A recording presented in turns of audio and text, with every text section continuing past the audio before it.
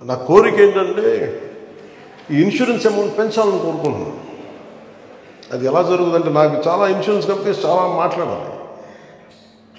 So అందుకని మన ఈ ప్రేరణే మొన్న జాతీయ ఉపాధి హామీ పథకం కింద పనిచేసే శ్రామికులందరికీ వాళ్ళు ప్రీమియం కూడా పే చేయకుండా ముందు డైరెక్ట్ ఒక 2 లక్షలు ఇచ్చేస్తాం ఫస్ట్. అది దాని ప్రేరణ మన నుంచే కలిగింది, మన జనసేన పార్టీ నుంచే కలిగింది.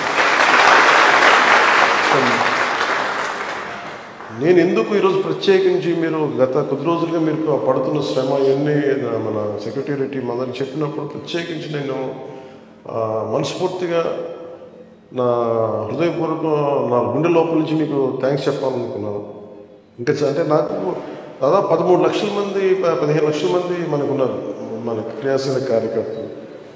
అంటే ఒక్కొక్క క్రియాశీలక కార్యకర్త అంటే మొన్న మధుసూదన్ చంద్ర ఈజ్ అన్ యాక్టివ్ క్రియాశీలక కార్యకర్త. అంటే ఇది అంటే ఎక్కడో ఒక చనిపోయిన 26 మందిలో ఒక జన సైనికుడు ఉంటాడు అనేది నేను అసలు ఊహకు కూడా నాకు అందలేదు. చాలా బాధ కలిగింది. అంటే నేను మొన్న ఆ అమౌంట్ ఇచ్చినప్పుడు కూడా పొద్దున కూడా నాకు అనిపించింది ఒక ప్రాణం వెనక్కి తీసుకురావాలి, కానీ చిన్న భరోసా ఇవ్వను ఆ డబ్బుతో. అలాగే నేను ఇంతమంది నన్ను విశ్వాసంతో నడుస్తున్నప్పుడు నేను ఎప్పుడు మీకు ఈరోజు మాటిస్తున్నప్పుడు నేను మిమ్మల్ని ఇబ్బంది పెట్టే పనులైతే చేయను. అలాగే నేను రిస్క్ తీసుకున్న తర్వాత మీలో ఎంతమందికి ఇబ్బంది లేకుండా రిస్క్ తీసుకోగలరు అప్పుడే రండి. అంత నేను ప్రతిసారి నేను నా జీవితాన్ని రిస్క్లో పెట్టుకున్నా తప్ప మీ జీవితాన్ని ఎప్పుడు నేను రిస్క్లో పెట్టాను. ఎందుకంటే నాకు దాని బాధ్యత. అందుకని ప్రత్యేకించి ఈ సందర్భంలో మీరందరూ వచ్చినందుకు మనస్ఫూర్తిగా మీ అందరికీ పేరు పేరున ధన్యవాదాలు తెలుపుతున్నాను. బలమే క్షేత్రస్థాయిలో ఒక హౌస్ వైఫ్గా పనిచేస్తా, లేదంటే ఇందాక ఎవరు చెప్తాను రంజాన్లో నైట్ షిఫ్ట్ పనిచేసి మనకి వాలంటీర్ చేశానని.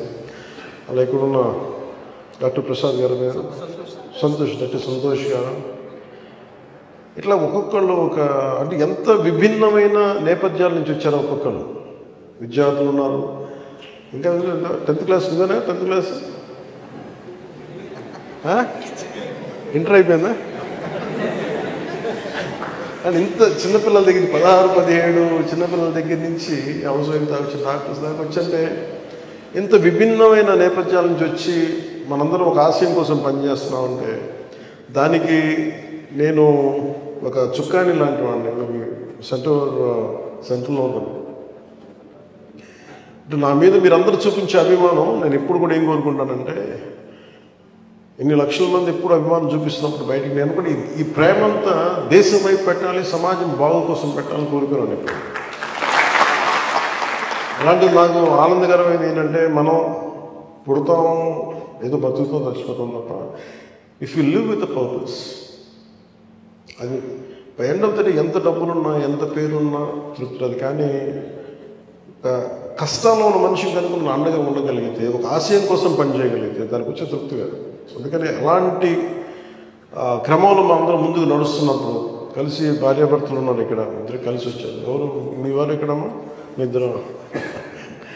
అలాగా సో మీ అందరికీ ప్రత్యేకించి ప్రతి ఒక్కరికి పేరు పేరున నా హృదయపూర్వక ధన్యవాదాలు తెలుపుకుంటూ, ఈ ప్రేరణతోటి నేను ఒకటే మనం చాలా నెలల నుంచి చెప్తా ఉన్నాను, ఇలా క్షేత్రస్థాయిలో ప్రతి ఒక్కరిని నేను ప్రతి నియోజకవర్గంలో చాలా త్రికరణ శుద్ధిగా పనిచేస్తూ ఒక ఆశయం కోసం పనిచేసే మన ఆశయాల కోసం పనిచేస్తున్న ప్రతి ఒక్కరి క్షేత్రస్థాయిలో పనిచేస్తున్న దానికి జన సైనికులు అనాలని, వీర మహిళలు అని, లేదంటే మరి ఏ పేరైనా పెట్టుకోండి, కానీ వీటన్నిటికంటే కూడా మీరందరూ నా ఆత్మబంధువులు. మీరే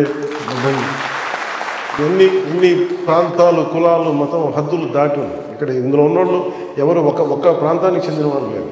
విభిన్నమైన ప్రాంతాలకి, విభిన్నమైన కులాలకి, విభిన్నమైన మతాలకు చెందిన వాళ్ళు. సో నేను మానవత్వాన్ని నమ్ముతాను, కానీ కొన్నిసార్లు ప్రత్యేకమైన పరిస్థితుల్లో మాట్లాడతాను తప్ప ఈవెన్చువల్గా జాషువా గారు చెప్పినట్టుగా విశ్వనరుడే ఉన్నాను. అంటే అన్ని కులాలు, మతాలు, హద్దుల్ని దాటి విశ్వనరుడిగా ఉండాలి. సో ఆ క్రమంలో మనం ముందుకు వెళ్తున్నాం. మనస్ఫూర్తిగా మీ అందరి ఆశీస్సులు కావాలి, మీరు నాతోటి చేయి కలపాలి మనస్ఫూర్తిగా కోరుకుంటూ మరోమారు మీ అందరికీ ధన్యవాదాలు తెలుపుతూ సెలవు తీసుకుని